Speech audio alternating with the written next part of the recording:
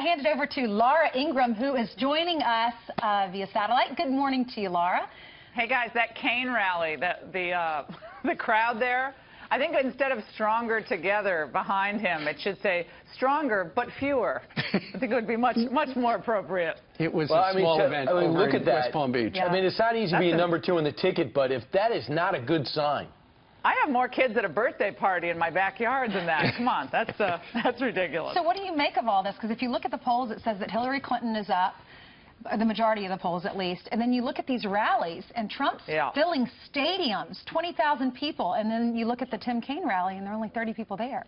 I don't know what to make of these polls. I mean, I think Trump's probably behind. I don't think my gut is that he's not behind 5 points, and I can say that last week I was in Missouri, of course, Nevada with you guys at the debate. Yep. Then I went over to Florida. I was in Tampa and over to Lakeland, Florida, and then to Alabama over the weekend. At the Alabama game, Roll Tide, Brian. Yep. So, I saw your Twitter. So many people were coming up to me and saying, how can these polls be right? Because I think a lot of folks feel that the enthusiasm is on Trump's side. People who are more excited about voting and more excited, of course, about change, wanting to shake up the corruption in Washington. You know, he calls it drain the swamp, which is a great metaphor. I feel that. And again, I understand where the polls are. I'm not trying to wish them away. But I don't feel that it's as dire as a lot of the people who go on cable are saying for Trump. Right. I think he has to stop the self-inflicted wounds, stop talking about every criticism or defending against every, new person who comes forward and says they were, not treated well. I focus on America. America needs a fix. They need to have a turnaround. That's what he should focus on. Well, I think Kellyanne has been telling him that. I don't think that whole suing the accusers was her idea or the speechwriter's idea. We'll have to see, but you would know better.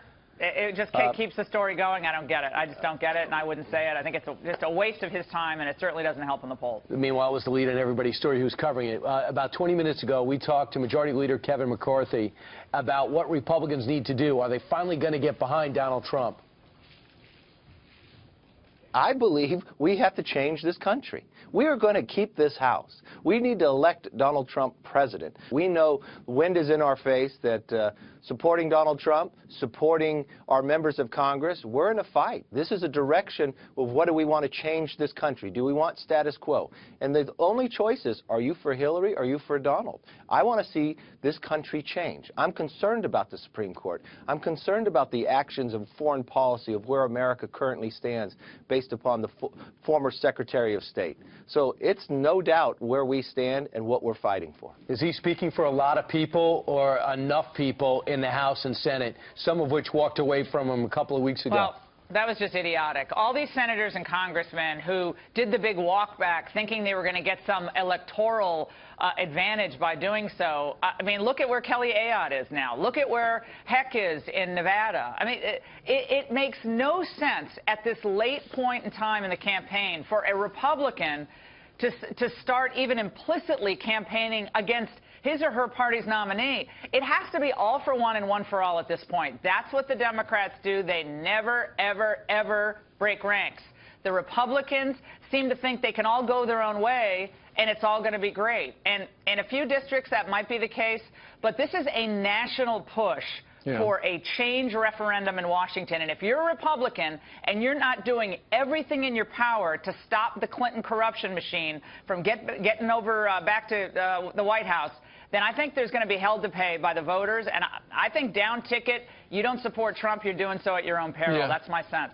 Laura, and the American public has long memories. If a lot of Republicans, the establishment people, they don't back up behind Trump, or they have kept him at arm's length, or the never Trumpers, people are going to remember. Next time that person is up for election, or next time they see that person on television, they're going to think, that's the guy who didn't help. Yeah, exactly. It's like you say that to your, if you go through a tough period in your life, you say, where were you when I needed you?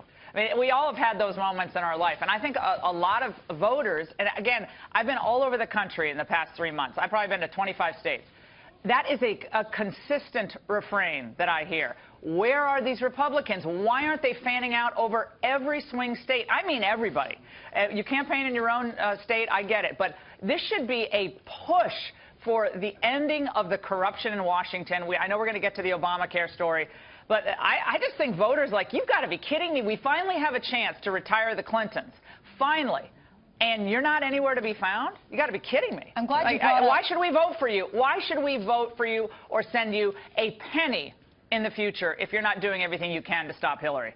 Well, I'm glad you brought up Obamacare because I was watching Bret Baier last night, and it was a Fox News alert that we've just found out premiums are going up. Double digits. This was Nancy Pelosi when they promised us what Obamacare was going to do for our country. Listen to this. Affordable. Good. Affordable. There's a reason. Affordable.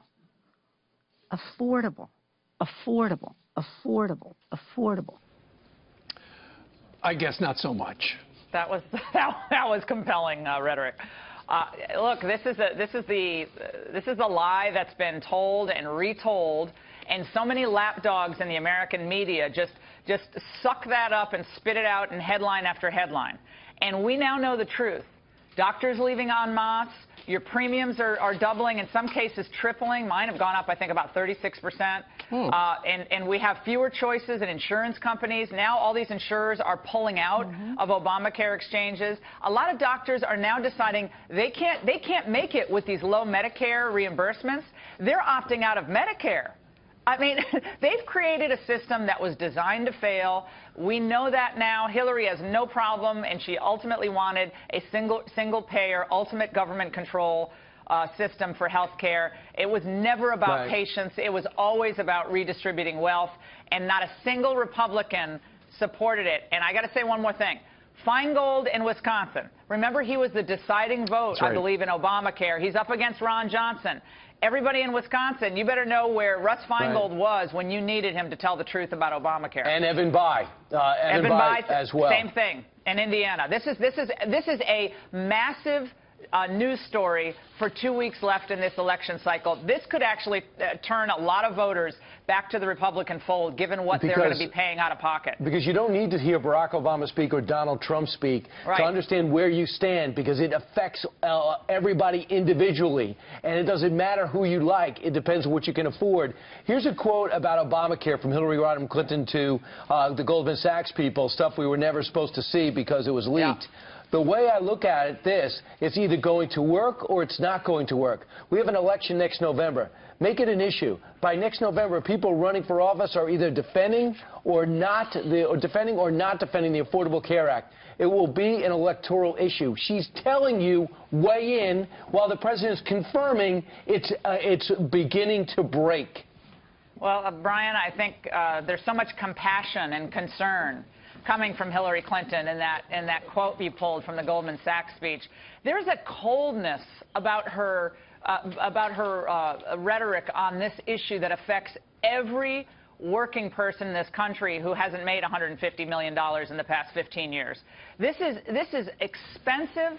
This is vital for each American, and young people especially who are watching this all across the country, understand you were sold a lie about Obamacare. Whatever you think about Trump, he's crude. He's not corrupt. The Clintons are corrupt. Corrupt versus crude occasionally. I'll take crude occasionally any day over a party and a candidate who has methodically lied and dissembled about this issue. Laura, I talked to Congressman Rowe yesterday, who's a doctor, and he said there is a Republican plan in detail. They all say 26 years old. You can stay on your parents' insurance. They all say pre-existing conditions, no problem. And Donald Trump, they say, has been briefed on it. Let's see if he begins to bring it up right now. Absolutely. And guys, again, this is an issue where a Republican president will work with a Republican House and Senate. That's why you need all of these guys on the same page, and girls and women all across the country, to make this a campaign issue that could change the whole dynamic in this race. And I believe it actually can. This is a big one, breaking so late in the campaign. Well, there's plenty of time, 2 weeks to go till it's all decided. We thank you very much for joining us live, Laura. Now go do your radio show and run Life Set, would you? All right. Take care.